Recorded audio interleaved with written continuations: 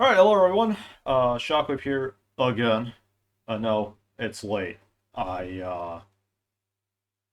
Honestly, I know I released a video yesterday, but I couldn't help myself releasing that one, because guess what? More devlogs! Yay, let's go. Um, there's a few. I'm hoping I can get through these relatively quickly, and hopefully, I say relatively quickly, maybe break it down for you guys, all slowly. Just so, my thoughts, obviously. A bunch of stuff. Um, I'm gonna ignore all the 12.9, 12.10 stuff. Public, they're having some balance changes, closed test changes. The big ones are obviously, holiday celebrations coming up. We got some test ship changes for Stored, Scharnhorst, and Kitakami. Uh, we got 4 ships that are going to be coming in the Salvage for Victory events. We got Michelangelo changes, obviously. Um, and the dockyards actually going to be coming from Michelangelo, and of course 3 new ships that were announced on the King of the Sea stream today. And speaking of King of the Sea, before I move on, I'd just like to give my congratulations to Rain from the EU server for winning the entire tournament. Well played to them. And of course, congratulations to Shaft and 3X for being the runners-up, first, second, third. Uh, Rain coming first, Shafts coming second, 3X coming third, and of course all the other teams that managed to make it to the international stage of the tournament. Those who made it to the playoffs as well, and it was a great tournament. I hope everybody had fun, and I hope that everybody was able to compete at the level that they desired. Anyways, that out of the way, the sapiness out of the way, I would. We're gonna go over the short stuff first. Obviously, testing changes made. So, start with the changes that were made to Stored, Scharnhorst, and Kitakami. So, Stored got her main battery accuracy changed, her repair party changed, and of course her torpedoes changed. Torpedo tubes changed. Let's start with the main guns. This is probably the most obvious line item. For whatever reason, she had Ragnar dispersion slash Albion dispersion, which I found a little bit odd, considering that every other DD at that tier has, well, every other DD except the German Spellkreuzers have this kind of dispersion. And, well, Z31 is the only other one that has it. I don't know why Sword actually had this dispersion. Can't say as to how it performed, but probably made things hitting easier. I'll just say that. Um, that's all that needs to be said about that. Frankly, see, my back is killing me. Okay, so specialized repair teams were changed. She now has a extra charge, but the action time has been cut by 33%. However, this is a good change because she's now no longer super reliant on having Superintendent. You get 2 charges base, so you probably don't need SI.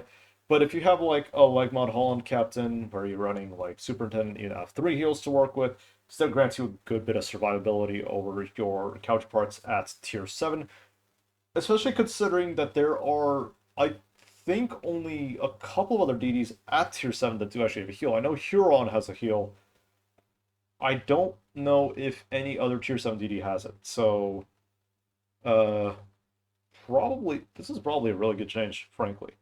In fact, it's a really good change. So now you have way greater survivability, especially facing, up tier as an up tier DD. Her torpedo tubes also got changed, so now you have longer range, faster reload, but your torpedo damage has been cut by 30%. More flexibility on her torpedo. She's no longer required to get within surface detection range, which I believe was 6.4, 6.5. Excuse me, sorry. So you can now, stealth torpedo. Unfortunately, your torpedoes aren't going to hit nearly as hard. It's somewhat alpha to, Shikaka torpedoes. So, no, usable. Definitely usable. Frankly, better than before. Net buff. It's a net buff if you ask me, because longer range torpedoes with faster reload, even if you are losing damage, is always a good thing to have. All right. Scharnhorst 1943 is the next item on this list. Her sigma value was increased from 1.8 to 2, so basically it was changed to the standard Scharnhorst value, because Scharnhorst, the regular Scharnhorst, has a sigma value of 2. Her fuse was increased from 0.01 to 0.03. Now, if I am not wrong,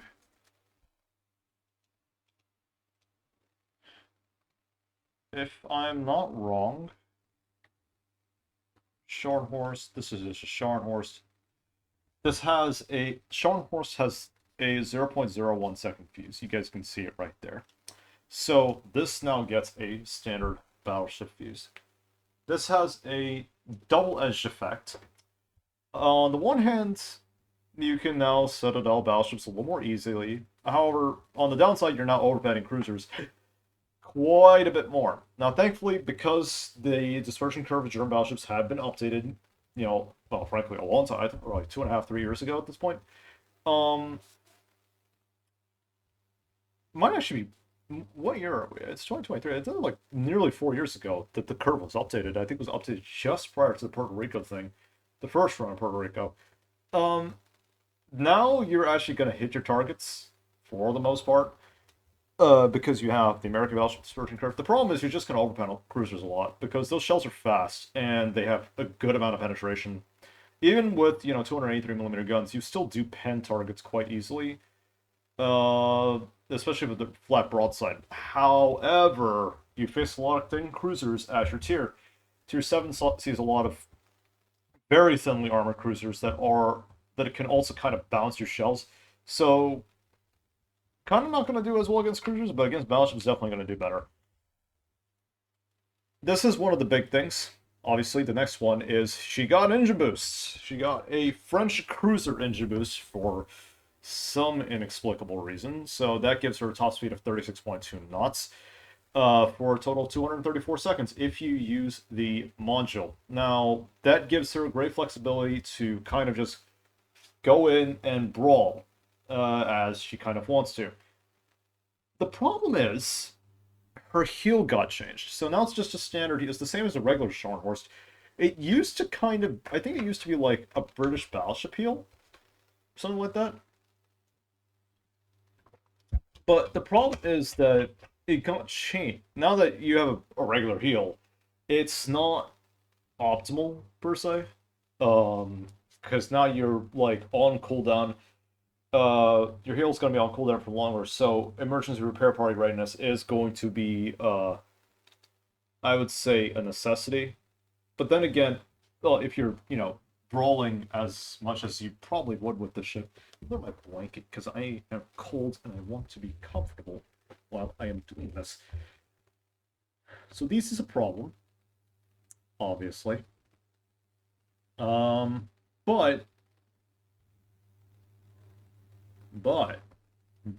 I think the engine boost should compensate enough. And the plus side is, even if it turns out that the ship isn't very good, because it's just a side-graded Scharnhorst, we are getting it for free. Shocker! I know, Wargaming actually did something nice. They're giving us a free Tier 7 premium. But that's going to come later. The last bit of news, obviously, for this one is that, Kizukami got changed. Her exhaust smoke got reduced from 40 to 30 seconds in duration. Big whoop.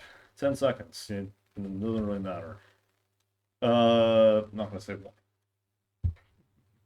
Okay. Go over this is, I think this is the next one. So, let's go over the dockyard first, and then we'll get into the festive celebrations. So, our next dockyard ship will in fact be Michelangelo. Yay! Surprising, considering all the nerfs that she received over the past few weeks. This actually doesn't surprise me at all, because dockyard ships tend to be kind of weird. So, Michelangelo will be constructed in the Italian Riviera. This is the first Italian dockyard ship that we're getting. At the Sestri Ponente dockyard. So you'll get 32 phases total. You can buy 5 phases to start for 6,000 doubloons. So you can, for basically, I think like $25, you can get, it's basically a free tier 9 for $25. Or you can buy individual faces for 1,750 doubloons, or like $7.50. You could also, buy for 10 faces. So, we'll go over the Michelangelo later. The Michelangelo, actually, I'll just give a quick rundown. It's kind of this weird, like, from the Devblog, if you guys remember me doing that Devblog video, like, a few weeks back. It's kind of this weird sap secondary thing. It's been nerfed several times. Her exhaust smoke got heavily nerfed. Her secondaries are continuously nerfed. Her reload got nerfed. So she's not going to end up being as strong as she looked on paper, but definitely still going to be a relatively solid. Put this kindly, a meme. She's just going to be a giant meme. I'm going to move my name because it is in the way of my face. I do not like that. Okay, that is better. There we go. Now that's better. That's better. Oh, fantastic. So that's what we're kind of looking at. It's just this weird. It's got 8 guns, obviously huge secondary sap battery. We got the fuel smoke. Its hydro also got nerfed. So it used to be a 6-kilometer hydro. It now has a 5-kilometer hydro. So, okay. So Dockyard's obviously going to run for 3 total patches. It'll be available until next February, I believe. So it runs from December to February. And you can buy phases with the blue, with your well-earned or well-paid W's. It's going to be funny. Haha. Good. Alright. Camouflages. Polar ice cap camouflages. I want this. Okay, because I have an Alaska. This camo looks great. I want it. This looks good too. All these new camos look great. For 1 decent tier 8 DD and 2 completely irrelevant tier 7s. Okay. And Hyuga as well. And then this weird thing for Ishino. These camos look great. It's very, very festive, very bright. It's obnoxious, but in a good way, if you ask me. These camos they're obnoxious, but they look good in a good way. And for Alaska, I absolutely want this because I have an Alaska, and I love my Alaska, and I think it's a fantastic ship, and I want a neat perma camo for it that isn't like a Master of the World Waterworld camo, even though I don't have one for it. Oh no, Alaska's special to me. It's been removed it's been out of the shop for like 2.5 years at this point, and it's still really good. I can't. I really can't stop waxing, poetic about the Alaska. Anyways, moving on from the camos, super containers were updated. So the following drops were added. So this was the short list of new ships that was new list of ships that was added. We'll go over that more in the Santa's gifts in one of the other devlogs. Tier 6 premium ship containers. We got these 2 new ships. Got these 2 new ships for the tier 7. Tier 8 got 5 new ships. Shill, Alliance, Almirante Ground, Nottingham, and Numancia. So 4 mediocre cruisers and a sub, and a meme sub on Grouse. Yeah, Grouse honestly mediocre in my opinion. I'll make a video on it if I feel like it. So we got Takashi, West Virginia. We got Duplay and Leipzig. Duplay was available. I'm not sure how. I don't remember how Duplay. I think it was like through an event or. Oh no, Duplay was the Battle Pass ship, and then Leipzig was available for tokens in the event, I think. And of course, we got tier 9s. We got Velos, Sun Yat Sun, Halford, Jaeger, Carl 14 Johann, and Scarlet Thunder. These were added to the tier 9 container. So we got 2 relatively okay DDs. One's just a meme. We got a meme battleship that I made a review on that I hate. We got a meme destroyer. We got a meme battleship, and we got a worse Duncan. Yippee, guys! Congratulations, you get free lunch.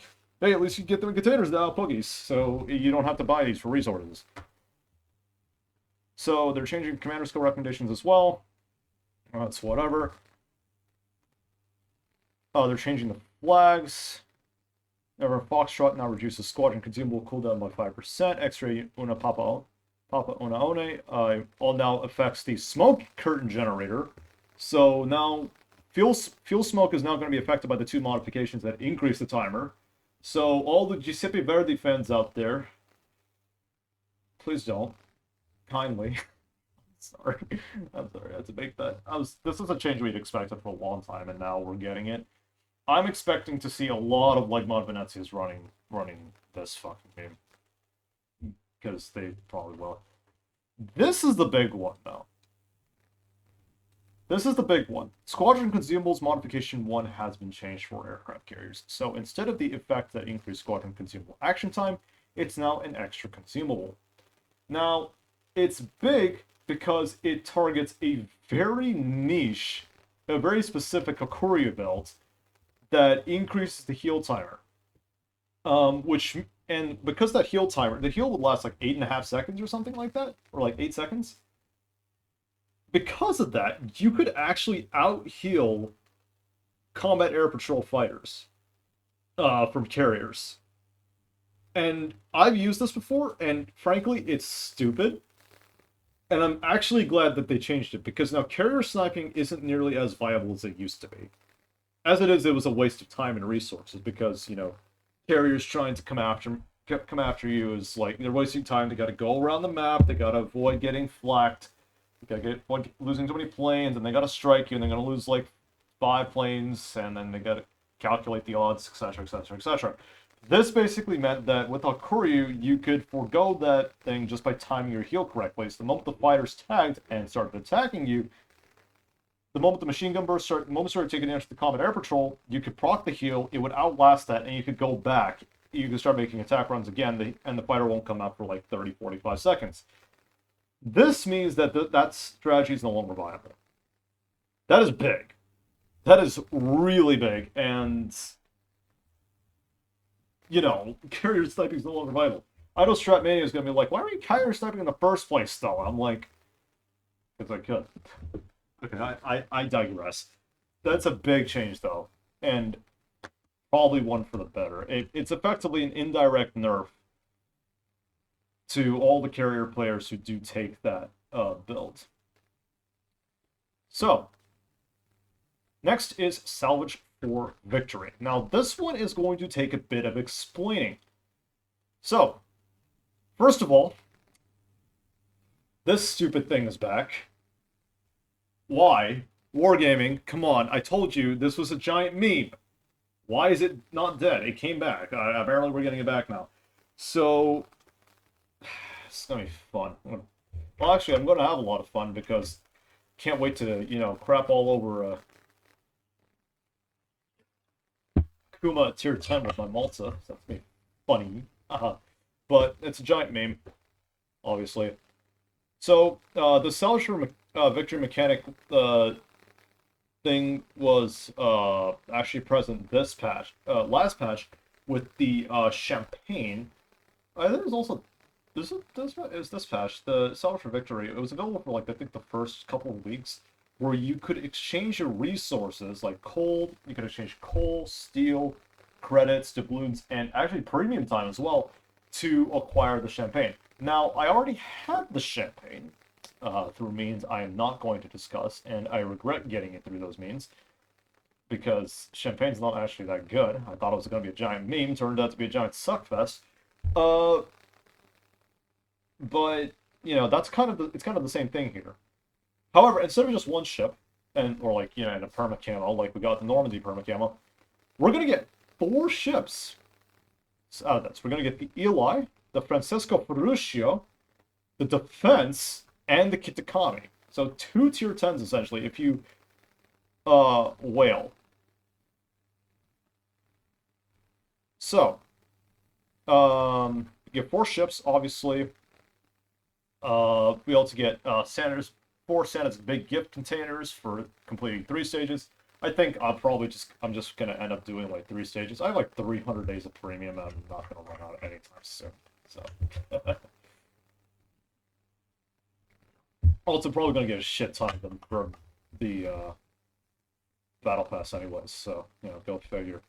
And completing any game tier 10s. So, what do we got? Eli. This is a Duca d'Aosta clone, which is that's kind of it. It's just a Duca de Alsta clone. There's nothing really special about this. It's just the first Greek ship in the game.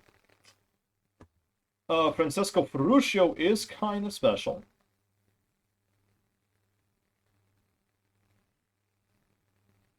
This is a the first Italian light cruiser armed with sap. I just had to think on that for a second. Like, what was this? What was this thing? There's a spider on my. Hang on, just in a second. This spider's crawling on my.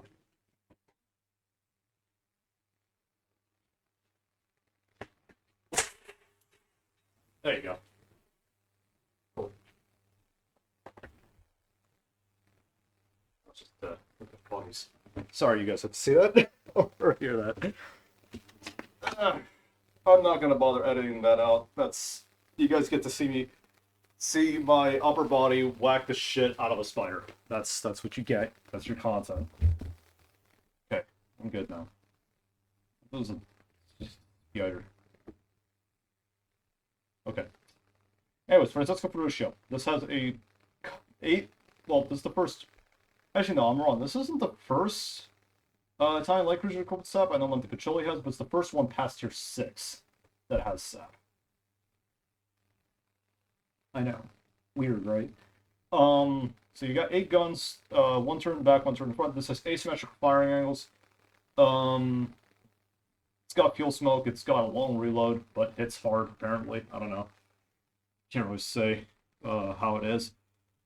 It's really thinly armored, though, so expect to explode quite a lot. So you get, 16 stages for that. This is the big one. This is probably going to be the best ship out of this entire Salvage for Victory thing, the defense. So this is basically a Duke of York guns on a kind of weird hull. I know I had a devlog with the defense earlier in the year, armed with, and it didn't look good on paper, but they buffed the crap out of it over like the past few patches. That's really bright. Why is it so bright all of a sudden? What? Did it not focus properly? Oh, okay, whatever. Okay, that's a little bit better. My giant forehead in the way of the lamp. Let's deal with that. So, defense. Anyways, defense. This thing actually looks really solid now. It's got a solid reload, great accuracy. It's got a sustainable heal. It still has the smoke. More of just a disengaged tool. Still got the torpedoes, obviously. It looks a lot better than it used to. And of course, there's Kit Economy at the 80th, which is, the final reward for this. And I mean, they gave it a soft ship torpedoes, and they, that's whatever. I don't know. Why did this come back? I'm still mad at the fact that this came back. We literally have 2 cruisers at tier 10 that could probably do better than this. In fact, we have Janan and Yoda, which are both torpedo cruisers. Technically speaking, even Zal could probably do a better job than this. Why? Just why? Like, even Janan's better than this. You know why? Because Janan at least has gun DPM. And it doesn't have a solid torpedo. It says regular deep waters, which can actually hit everything except DDs. And as it is, you have the ability to deal with DDs because now Janan got buffed, and now it's got a 3-second base reload. So you have like 360k base HE DPM, which is enough to kill most DDs within like 20 seconds if you aim correct. So why? I guess just FOMO. I don't know. Can't really think of any other reason as to why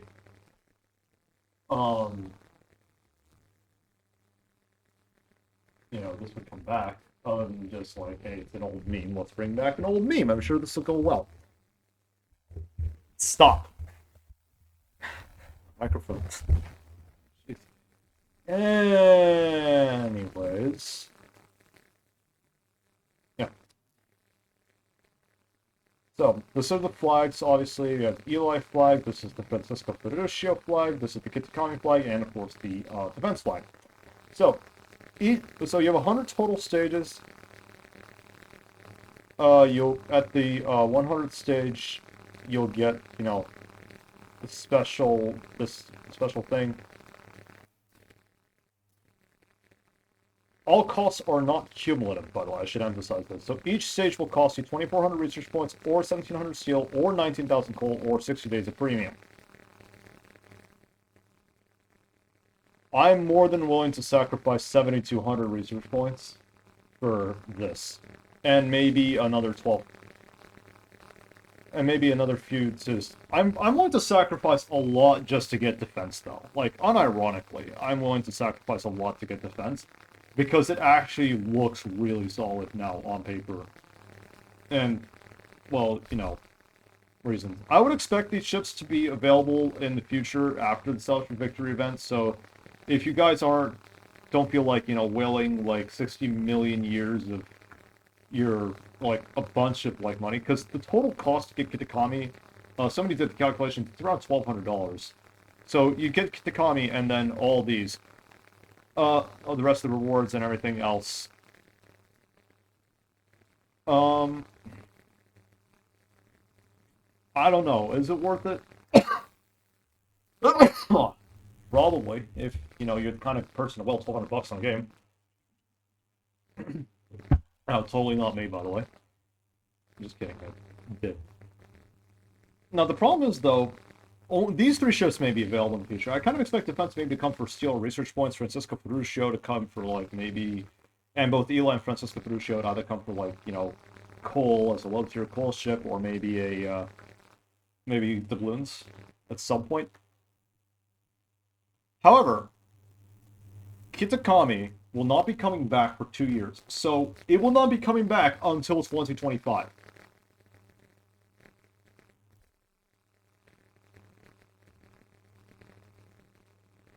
It will be coming back only in 2025, and these other ships will not be coming back for a year as well. And this is intentional FOMO, fear of missing out, generated by Wargaming. Obviously, this is kind of obvious. If you don't see it, what are you doing? I'm sorry. Oop, yeesh. Okay, that spider is still alive. Please excuse me, folks, while I beat the living shit out of you. Yeah. Yeah. Just fucking die already. Die! Jesus, thank you. You can't tell I hate spiders. I'm sorry. Almost give me a heart attack. I don't know, I had to stop recording there if I, you know, just fallen over and died. Sorry, you didn't see that again. Anyways, so it's FOMO. That's what we're looking at. It's FOMO. Don't be surprised by this. Just Wargaming's way of saying, like, hey, spend all your hard-earned resources on this, and, you know, give us your money. Why is my camera so freaking bright? Hello?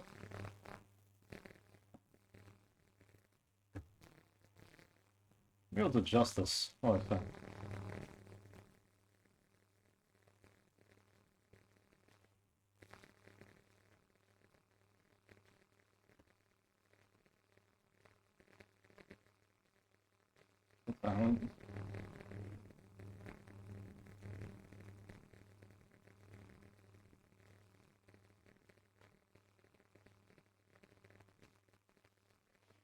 Shit, I'm sorry. Please excuse me for a moment while I fiddle with these settings to maybe get rid of the glare.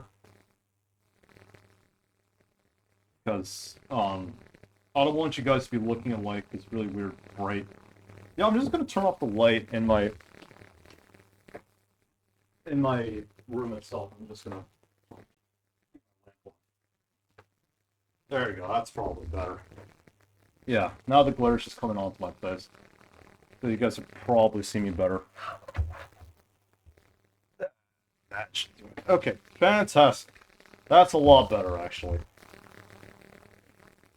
This is, as you can see, up here, folks, this is my light. It's a fucking, you know, LED bar that runs at like 100-something volts, and I don't know why it's so bright. It's obnoxious.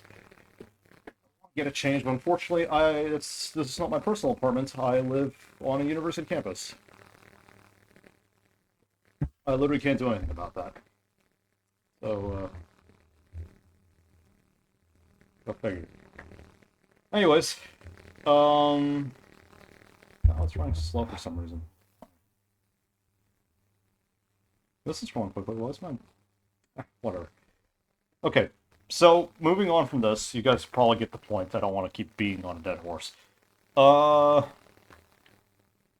I like saving the test ships for last, the new ships for last, so... Holiday celebrations, ladies and gentlemen, and surprisingly, Wargaming has done a good thing for once in their lives. Where do we start? So, daily logins are getting buffed, or we're getting better daily logins. You get 4 Santa's gift containers throughout the entirety of this. You guys will get, you know, super containers 3 times. So 6 total super containers for the entire, for completing the daily logins. 3 total days of World of Warships premium. Now, that doesn't sound like a lot to like a guy like me who has like 300 days of premium. But if you're a person who has, say, a few days of premium, like maybe 2 weeks at most, 3 days is a lot. It's just a really nice bonus to have. And you guys will also get more delightful gifts. I think they'll probably just buff the base rewards, maybe a little bit extra coal steel here and there, if they feel like it. You'll be able to get a total of, I think that's, is that 9? Yeah, that's 9 free Santa's gift, well, 8 free regular Santa's gift containers, and 1 big gift container if you complete the Twitch drops, finishing 4 out of the 5 Twitch drop missions. So there's going to be Twitch drops through December, obviously. Come watch my stream if you guys want those Twitch drops enabled. And if you want, or if you don't want to watch me, you can watch pretty much anybody else. If you feel like it. Why is this done? It's not done. Oh, okay. Sorry, I was just downloading Doom Eternal, and I was just wondering why it's taking so long. Okay, so battle performance bonuses, obviously, we're still getting snowflakes. Santa certificate, obviously, for tier 10s. Super ships will not give research points anymore, they give steel. Which is nice if you need a little bit of extra steel, you have a couple super ships. Tier 5s will reward 700 coal, 750, 800 coal for respectively 70 steel and 80 steel for tier 8s and 9s. It used to be 75 for both tier 8s and 9s. Now it's 70 for tier 8s and 80 for tier 9s. So if you have a bunch of tier 9s in port, play them, you get them. And of course, the same, like, multiple bonus collection. So if you play, like, 1 ship, you can collect multiple, etc., etc. That's if you have, like, 350 ships in port. Not like me, where I have, like, maybe 45, 50 at most at any given point. So yeah. Anyways, exchanges for rewards. You can get, 1 Santa's gift container for 1 Santa certificate, 1 big gift container for 3, 1 mega gift for 5. And you can get a flags premium container for 20 Santa certificates. Now, this was in an earlier devlog. This is basically like a premium container if you have a bunch of flags missing. Like commemorative flags, like the Stalinggrad flag, or this, that, the other thing. Something that was available before, but you can't get anymore, essentially. That's what this flag's for. The port got updated, obviously. I know some people don't like this. I do actually like the way that they updated Santa City port. Looks nice to me. I'm a fan of this. Because it's very festive and very jolly, and it's all that. I love it. Anyways, so technically speaking, we didn't actually get 1 free ship. We got 2 free ships. So, you will be able to get the Dmitry Pozharsky as a free tier 8 premium for completing the Voyage to the North Pole mission chain, which goes on for 8 weeks. We're on, I believe, week 5 at this point. I don't know, I've just been doing the missions as I feel like. Just playing the game, you can complete the missions, obviously. So you also get, like, those Arctic tokens as well, so you can exchange those for containers. You get the Halloween containers, obviously. You get the Black Friday containers, and you can also get... I think that was just it. I think that's it. Yeah, pretty much it.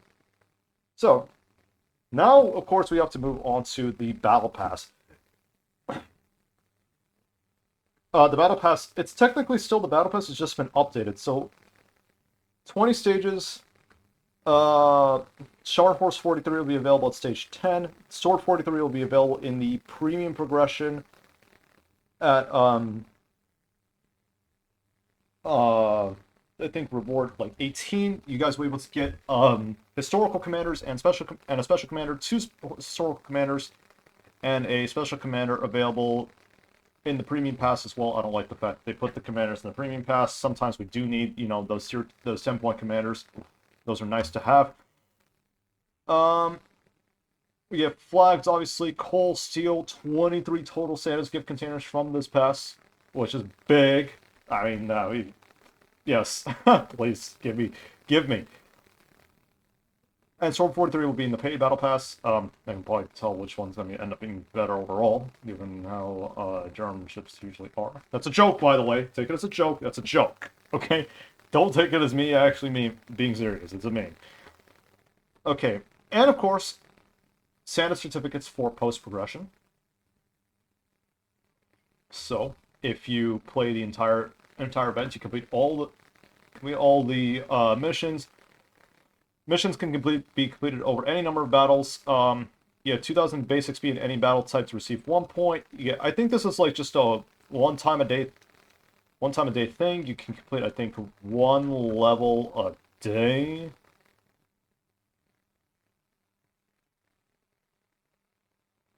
More or less, I'm a little confused. So, they say play 2 to 3 battles per day, you'll be able to get the ship within 5 to 6 days.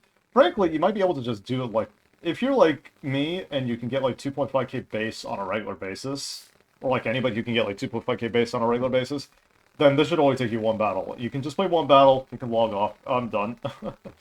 I'm serious, by the way, because it says, you know, completed over any number of battles. 2,000 base XP is actually hard for the regular person to achieve in 1 battle, but this 250 base in 1 battle, 1,500 base in 1 battle is actually really easy.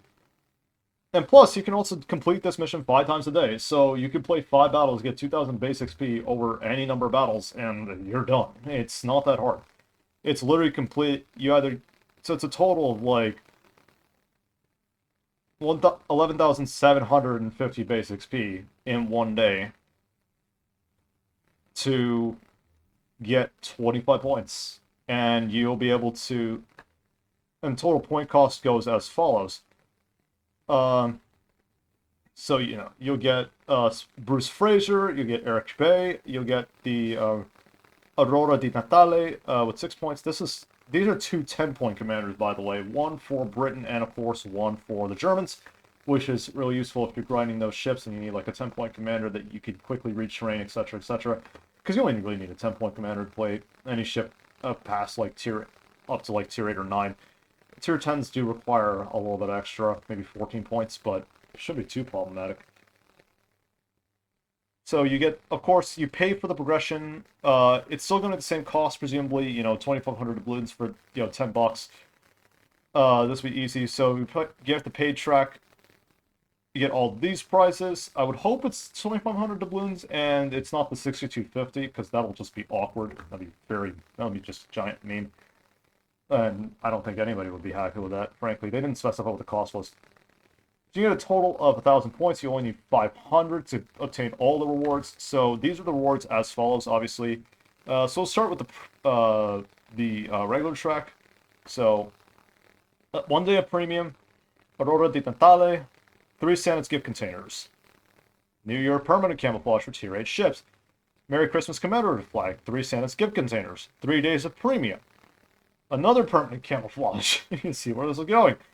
3 more Santa's gift containers, Scharnhorst 1943, a New Year permanent camouflage for tier 9s, 1 Santa's big gift container, 12,000 coal, which is a lot of coal, 3 for a free track, 3 Santa's gift containers, the commemorative flag, a big gift container, 3 more Santa's gift containers, 1,200 steel, which is again 12,000 coal.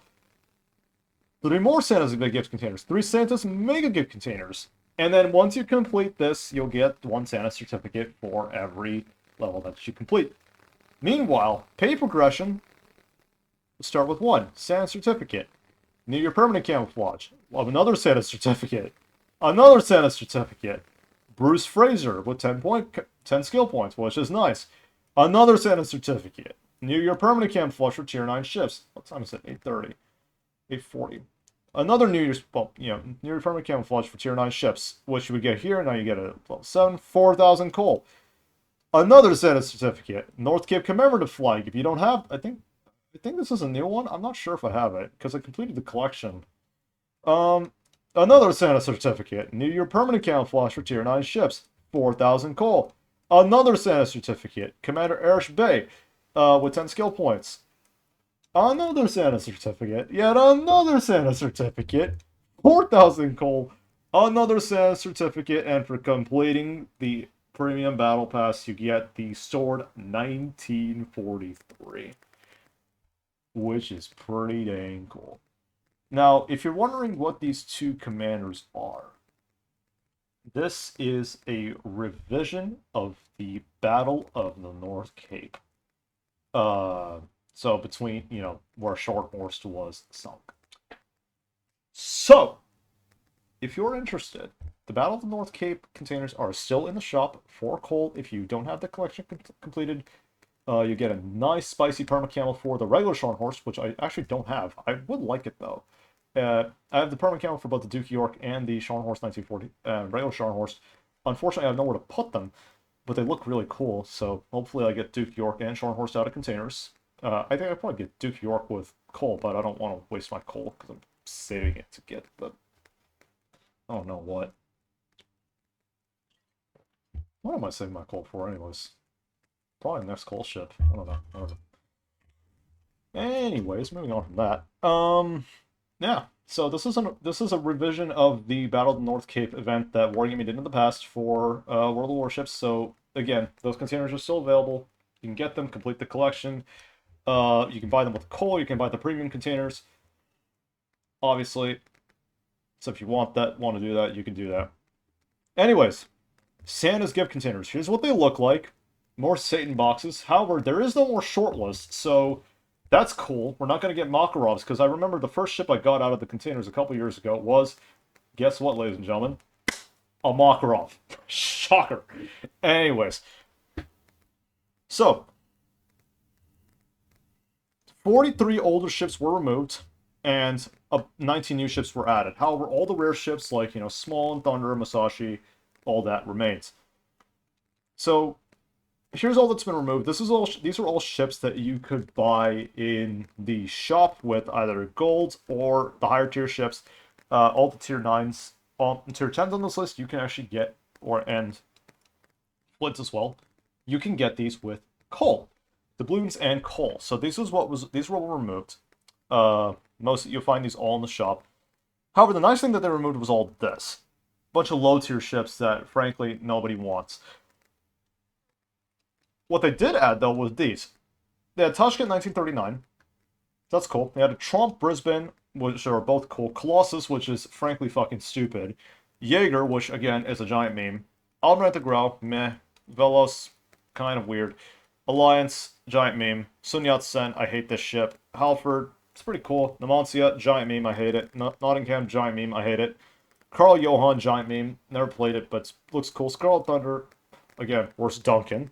Shill, which I do have, pretty solid and ranked, kind of terrible otherwise. Takachi, which is kind of a weird Japanese Atlanta for niche messages, I guess, I don't know. West Virginia 1944, which is kind of like a Colorado that can actually brawl. Duplay and Leipzig, which, again, this was available in the Premium Battle Pass last patch, and then Leipzig, which is available in the event last patch. This is what was added. However, the overall list, other than that, has not changed. So again, rare ships and such, like there's still Enterprise, there's still Small, there's still Musashi, so on and so forth. I would hope I could get something out of it. Maybe. Otherwise, everything else changes, but they have gotten rid of the shortlist, so that's nice. So yeah, that's this year's event for the holidays. Surprisingly goodwill from Wargaming, considering how they usually do things. I'm actually very surprised. Because usually this kind of stuff, when it goes by Wargaming, usually doesn't end well because they're a bit stingy and they're like, oh, you can't have too much free rewards. I guess enough people complained about the super container changes that they made for the Retrowave events, the anniversary events, and they decided to change some things, I suppose. So, maybe they're listening to us. I don't know. Now, of course, ladies and gentlemen, move on to the last part of this video, and finally we have 3 new ships to cover. I hope you, ladies and gentlemen, you are excited, because we are getting 2 historical destroyers, and, this thing. Alright, we'll go over the Italian meme in a second. Let's talk about this. Jupiter. So, Jupiter is one of the J-class destroyers, same class as the Jervis, with some modifications, present in her 1942 configuration. Now you're probably wondering, why is it considered Jupiter 1942? Well, because in Wargaming's Infinite Wisdom, they decided to give the regular Jupiter name to the Tier 1 Spanish cruiser. I don't know why they did that. That was a mistake. Why did you do this, Wargaming? Please stop. Anyways. So yeah, we are getting HMS Jupiter in her 1942 configuration. She got mined, obviously, because as you do, if you're a British destroyer, you get mined. She has 6 120mm guns. She's got boosted AP angles, Des Moines angles, long-range torps. However, only 1 torpedo launcher, less fire chance on her HE shells, and of course, worse concealment than the Jervis. Kind of a second-line Huron-type ship. Overall, looks kind of solid. So let's go over the stats. 14,300 base health, so that's kind of... I think that is the same as the Jervis. 60mm plate in stock. 3x2, 120mm guns, same range. Worse HE alpha. Is this the same HE alpha as the Jervis? Let me see. I might be right, might be wrong. Let me take a look, folks, and see if I am correct. So, UKDD... Jervis HE. Oh no, it's slightly worse. It's 1650 on the Jupiter versus 1700 on the Jervis. Why? Come on, consistency. They also nuked the fire chance, it seems. What was it initially? Yeah, they have the fire chance on Jupiter from 8% to 4%. They haven't changed... They basically just nerfed the shells completely. But the reload is a second faster. So... I mean, go figure. It's got a 4-second reload. Way faster turret traverse. Same depth charges and everything. The torpedo launcher is the interesting one. Relatively quick reload. It's 85 seconds versus Jervis with a... Let me just check. Just upgrade these really quickly. Oh no, they didn't change the torpedoes. Those Icarus that got upgraded torpedoes. 120 seconds on 2 launchers versus 85 on a single launcher. However, this has... Well, it has 10 kilometers of range, 59 knots of speed. Good detectability. This is probably going to be like an 8.5 second reaction time or something like that. The problem is the damage sucks. It's 11,967, which is more or less stock Icarus torpedoes. So it's going to kind of suck. Jervis is relatively well known for having one of the biggest torpedo broadsides of any Tier 7 DD, and it's a complete meme. You can basically one-shot most battleships within your matchmaking spread and not care. If you line them up correctly, like Conga line, whatever you. So the longer range is going to make it good for a zoning tool. However, the damage do be kind of suck. AA is non-existent, obviously. It's relatively quick, good turning. Again, worse concealment. Jervis's base attack is, I believe, 7.1 or 7.2. So Jervis can get down to, let me just check. I'm just going to put this all here. It's 7.1, so you get down to 6.37. This is going to be 7.4, which means you're going to be getting down to 6.7. So that's on par with stuff like Mahan, Mas, etc. So definitely more of a gunboat type bridge destroyer than, say, her compatriots. However, again, those improved AP angles are going to be deadly, if you ask me, because they are Des Moines angles. It's got the short fuse AP, because it's basically the same as Jervis AP. So, 20mm threshold, 0.01 second fuse. However, with those improved bounce angles, that means if a DD angles you, you can full pen them and deal a considerable amount of damage. And considering the reload, if you run like a full gun build, you can probably get the reload down to maybe 3.5, 3.4, if you have like 21 point Daring Commander, which is probably what I'm going to end up using anyways. So be kind of spicy, I think. Kind of spicy, I mean very spicy, because why wouldn't it be mega spicy? Can't tell you, but that'd be fun. So, consumables, obviously this is your standard, short-range Hydro, short burst, damage control, but she does get an engine boost, same as the Kozak. So she'll be able to accelerate faster. Presumably this has, standard British acceleration, because Kozak has the same thing. So this is going to be kind of a meme. This is definitely a support destroyer, similar to the way that Huron is, or Haida. You're, killing DDs. You're a DD killer, for the most part. You can't really deal with larger ships like cruisers or battleships. Maybe you could farm them, but that fire chance sucks. So, have fun. So, yeah, that's Jupiter. Overall, could be kind of funny, but I'm not really entirely sold, especially with that fire chance being so low, and the shells being neutered, and the torpedoes kind of sucking. We'll have to see.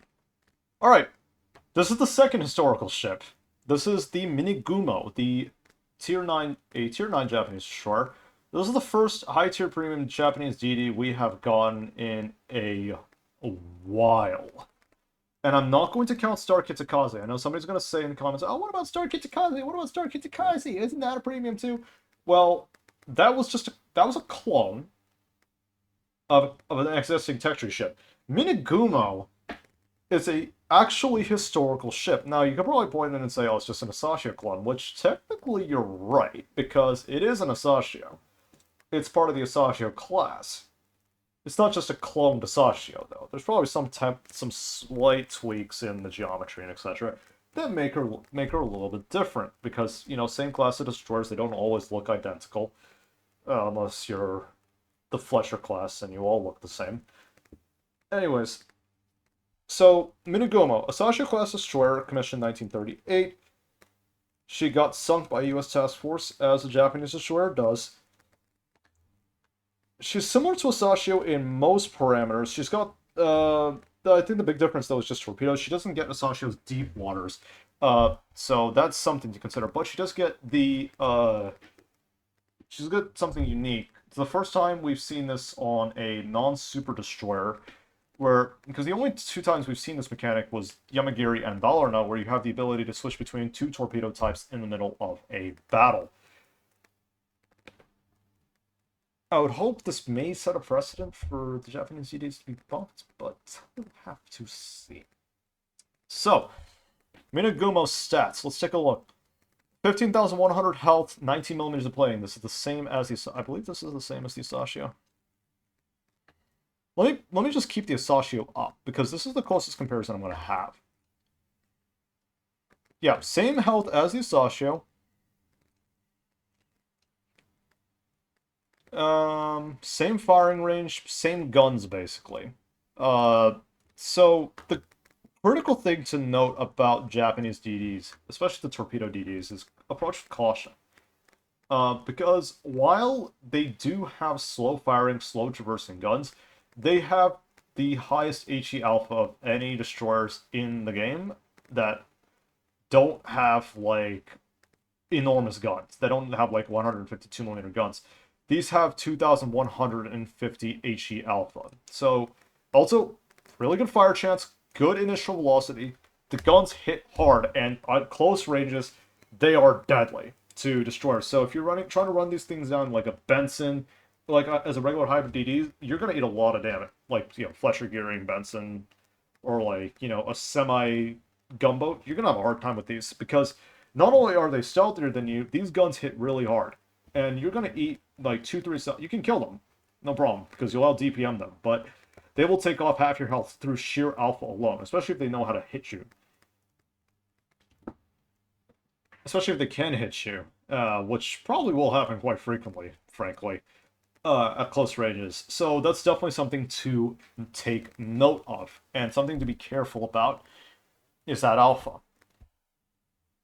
And the reload on these is actually faster. It's 6 seconds. A Sashio is 7.5. Relatively good turret traverse. I don't know if a Sashio's turret traverse, it's the same. Okay. Depth charges, standard. So 2 torpedo tubes now. These are the torpedo options you get. I want to ignore everything else because this is all basically identical to a Sashio. The AA is also practically non-existent. How do you lose a plane? I've seen Ryujos lose planes to this. I'm like, how do you lose a plane to a Sashio? Really high.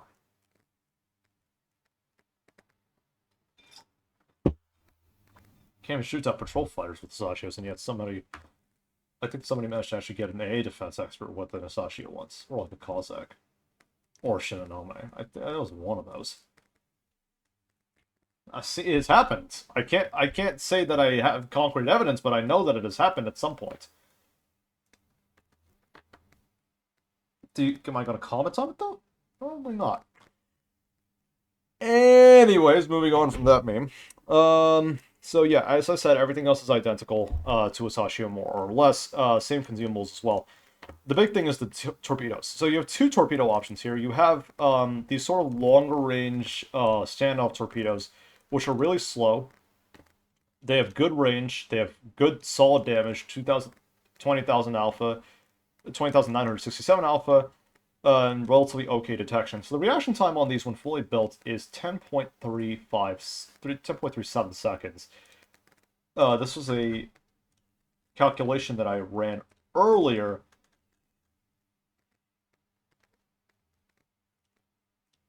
So, yeah, so torpedo reaction time is basically calculated by dividing the detection range of the torpedo by the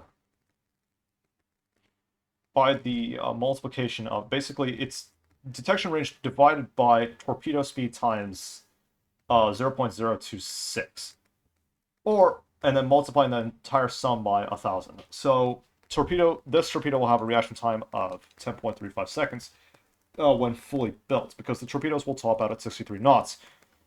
These are kind of standoff torpedoes, similar to Udachi's torpedoes, just that they don't have like a really sucky reaction time. Now, these on the other hand, this will bring back some memories. You see that 6.5 kilometer range? That's the same range that you get when you spec torpedo acceleration before the skill change. There was before like patch 0.10, before the skills got changed, there was a skill for torpedo that was called torpedo acceleration. Now it cut your range by a specific value. I think it was like maybe 20%, but it gave you a boost to your torpedo speed. Now there were some people, I'm not going to name any names, who used this skill to gain ultra-fast F3 torpedoes, because the F3 torpedo option was the fastest torpedo option that was available for Japanese destroyers once it got to Tier 9, Tier 10 with Yugamo and Shimakaze. These suicide torpedoes basically went 84 knots and were practically undodgeable because they had relatively long reaction times, relatively short reaction times. They're just fast. Now, of course, that doesn't exist anymore. The torpedo range can't be changed at all because there's no buffs for it, etc., etc. There's no buffs for nerfs, etc., etc. And it's fixed. So you can now have your F3 torpedoes, but while your torpedo speed will be higher, you're not losing range for it. However, this will bring back memories to those of you who do use this. And the torpedo speed is also relatively high. You can get up to 86 knots with the module and the commander skill for basically Swift Fish, which this module, which increases torpedo speed by 5%, and this module, which increases your torpedo speed by another 5%. Torpedo sequence modification 1. So basically, you have these short-ranged nuclear torpedoes that go 86 knots that do same damage as the F3s. The reaction time on these is insane. Though it's 6.78 seconds when fully built, and this is why. It has a 1.5 kilometer acquisition range without any modifications. So, just to compare,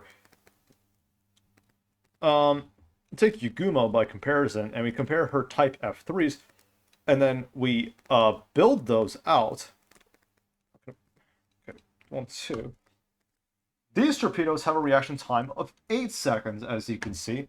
This has a reaction time of 6.7 seconds. It's a whole 1.31, well, 6.78, rounding to 6.8. That's a whole 1.2 seconds faster. Less reaction. So 1.2 seconds less reaction time. So what that means is harder to dodge torpedoes that also can totally meme you because they do a shit ton of damage. And another thing is that the torpedo launchers reload way faster. It's 90 seconds as opposed to Yugumo. I don't know why it won't let me demount these. Which has 104 seconds base reload time. Thoughts on those F3s? And then we go to the Mod 3s, there's a 114 second base reload time. So a Japanese torpedo destroyer that actually reloads its torpedoes fast and isn't stuck with crappy triples. Like, thoughts? Anyone? Thoughts? Like, I know everybody's gonna be saying like, oh, it's just another power crept on arrival Japanese DD, but that kind of fast reload, it's quick enough. It turns decently. It's really well concealed because it's an Asashio with regular torpedoes. I mean, come on, this might actually end up being pretty funny, pretty spicy meme, is my take. Pretty spicy meme. Unfortunately, now that you guys have bleached your eyes with these historical shows, all the historical aficionados out there have sort of have managed to cleanse their souls and feeling good about themselves. We gotta talk about this giant meme. Unfortunately, the Sicilia. I'm just going to open this image in a new tab. I'm going to show you guys what is immediately wrong with this, and the fact that it has American 127mm secondaries as its secondary armament instead of the standard freaking 90mm secondaries that are usually found on Italian battleships. Why?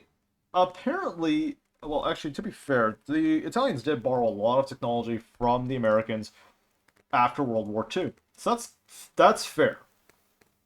But Colombo is a Ferrati G1 battleship project. But it's not Ferrati. I think Colombo is a Ferrati battleship design. But it was a 4x4 configuration with 381mm guns, and it was never seriously considered. It comes from basically the same lineage as the Bruciero dell'Aria, which is another monstrosity, and now we're getting this thing, which is an even more hideous abomination because it's got American anti-aircraft. But they never got rid of the 152s. It still has the 6 152mm guns. The 6 triples. So you have 18 152mm guns, and then 20 127mm guns. It's got a giant secondary battery. I think it's probably the largest secondary battery in the entire game. Because that's 38 barrels. Even Hanover has 32 barrels. And then Schlieffen has 40. Oh no, Schlieffen still has the largest secondary battery in the game, because it's 12x2, and then 8 times 2.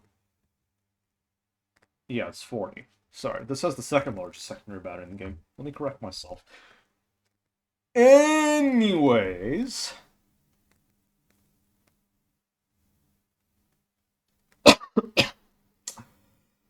Oh, fuck. I'm sorry. Oh, God, I'm gonna give them up. Oh, it doesn't matter. It's never gonna... It's not like they would care. It's not like YouTube would actually care about this. They don't care about small content creators. They'd be glad to get rid of me if they got the opportunity. So I don't really care. I'll say what I want. Anyways, Sicilia is a Colombo clone.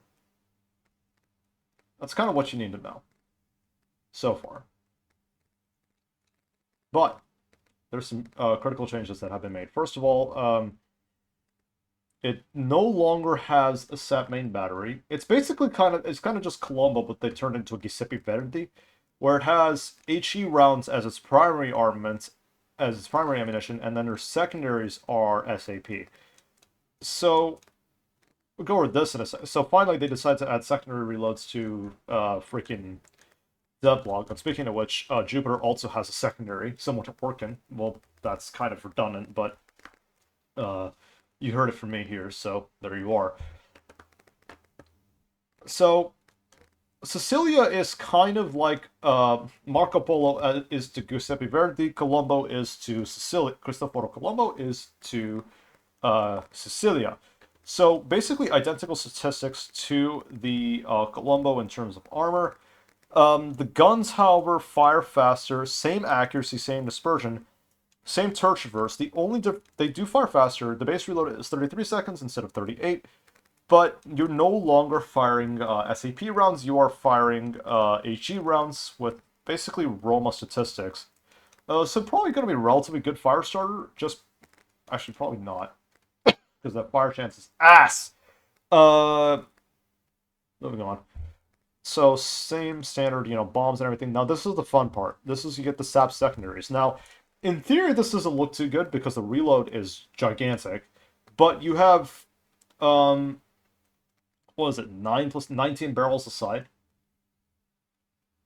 And you're firing sap rounds that 127 can pen 36 millimeters, and then 152 pens, I believe, 44 millimeters, something like that. Let me take a look. I think Napoli will be able to provide me with some insights. Excuse me. Oh my, I'm sorry. Shit. Sorry, I've not been feeling too well as of late.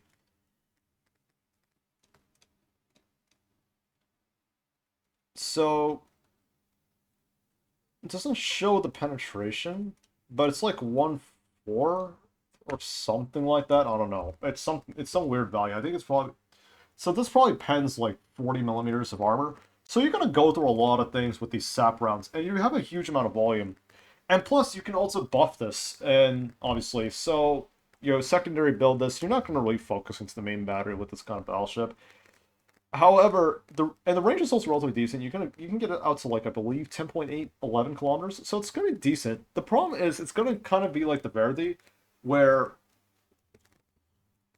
I actually don't think it'll be like the Verdi. It'll definitely be better, because the secondary battery ballistics aren't going to be awful. It's going to be very similar to USN secondary ballistics on the smaller caliber guns. The only problem is just the reload being so long. I would expect them to change this at some point. But knowing Wargaming and their propensities towards Italian and German ships, probably not going to happen. The other big thing to note is that the AA got tremendously buffed. So if I were to bring up Cristoforo Colombo's AA, take a look at the values here.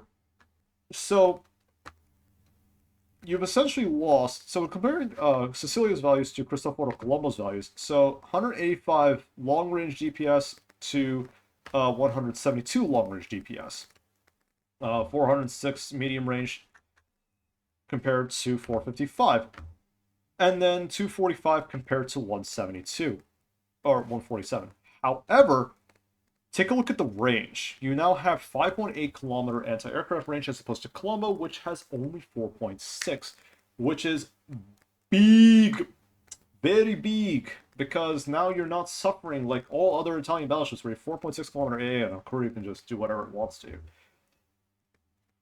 So that's nice. You also get a flak, which is also good defensive capacity. Secondary surface detectability is 17.3, so you have like 13.6 kilometer detection range, which is actually pretty good for a tier 10 battleship, especially one that does this to me. Oh no, this one seems kind of sussy.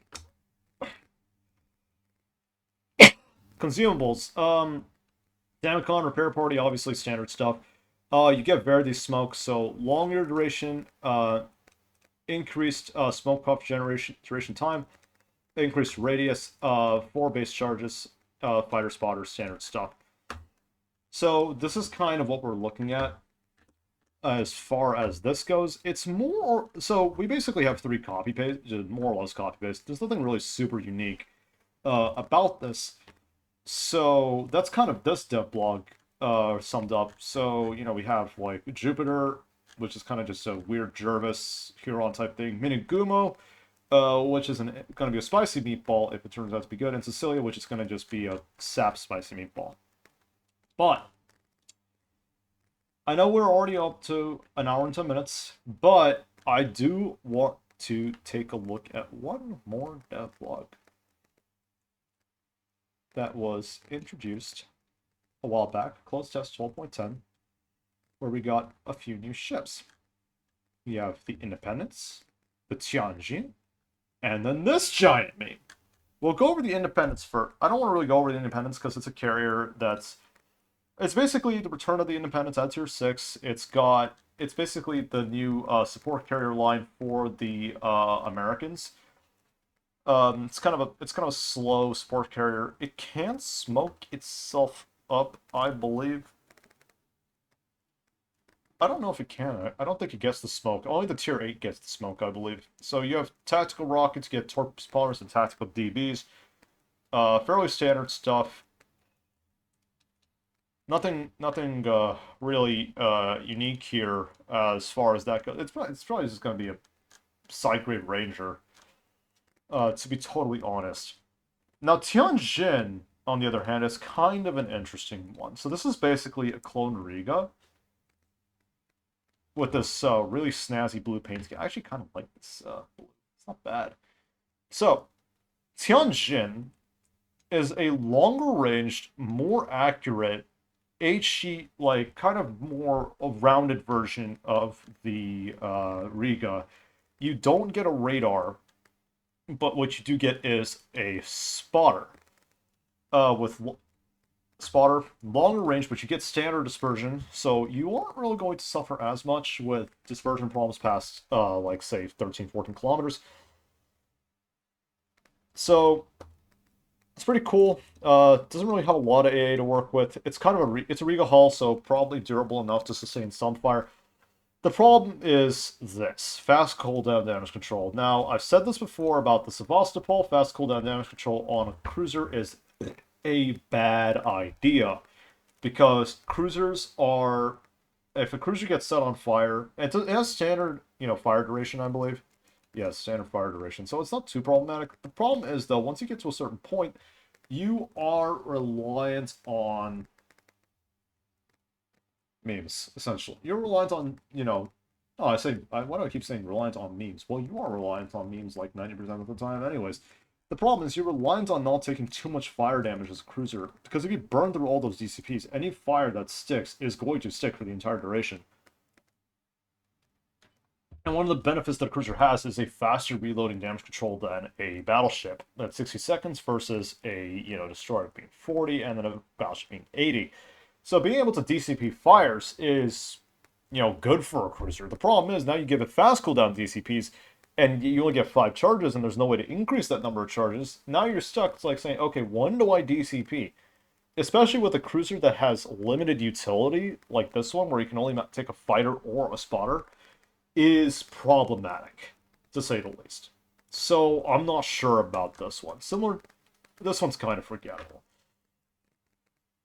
Now this... I'm going to save this first as thumbnail material, because that's going to be cool. It didn't show on my screen, obviously. I'm not coughing so much. Jeez. It's just cold.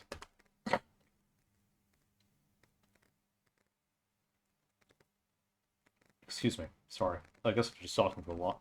So, this is the meme. This is Rhode Island. What is it? It's a 356mm armed Georgia with 12 guns at tier 10. Now, I know what you're thinking. Why is Florida doing... What is Florida doing at tier 10? Let me explain. First of all, 12 356s with a relatively fast reload and relatively good dispersion. It's basically Florida guns, just with slightly higher penetration. So that's what you kind of need. That's more or less what you need to know. The other thing, though, is... How do I put this?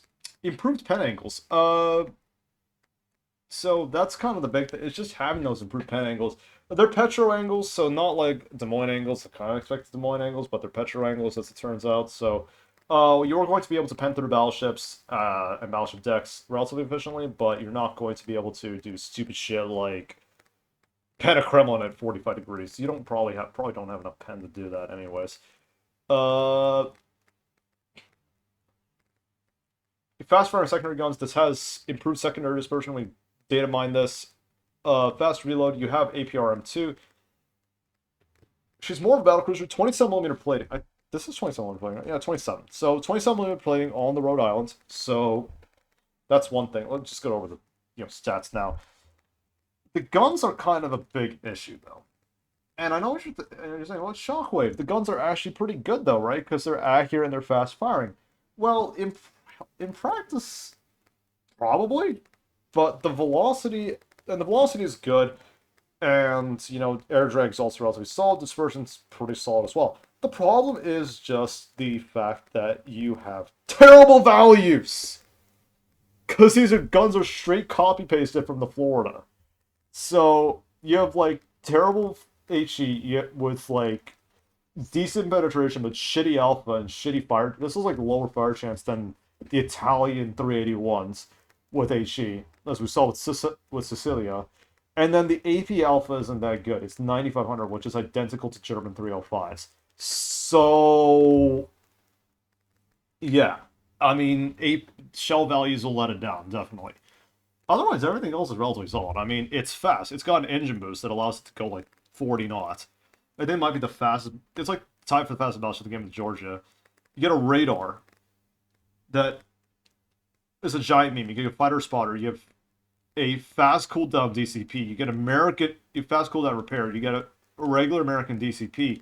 Relatively stealthy. You got huge AA. I mean, outside of the guns kind of being weird, it's a giant meme. And this is the ship that I'm going to put on the thumbnail because I like hyping people up because I think it's funny to hype people up about a ship that might actually turn out to be good. I just hope this doesn't turn into like another Georgia situation where it turns out to become hideously overpowered. And I hope this is like relatively kind of just an American Bourgogne that trades that burst damage for accuracy. I would hope so, at least. The other problem is obviously overmatch, but the improved pen angles should, compensate for that accordingly, I would imagine. Anyways, we're at an hour and 20 minutes already, and I hate making these long format videos. Maybe I should just go. I don't want to make multiple videos about Devblogs that I could all cover at once, and then, just have to worry about that because I don't like worrying about that. Also have to apologize for the lighting issues, the spider and everything else. That's going to be it for me for today. I know, kind of a really long video. Usually, I'd like to go under an hour from now on, but because I know people don't like watching entire videos. It's just a giant joke, honestly. What happened to good long format? I like good long format content. What happened to that? Anyways, that's all for me, guys. I do hope you have a good Sunday. Once this video goes live, it'll probably be Monday because it's a bit long. I do hope you have a good day, guys. Good week and happy holidays. Early for me. Once again, congratulations to Rain for winning Kings of the Sea. And take care. See you guys next time. Shockwave is out.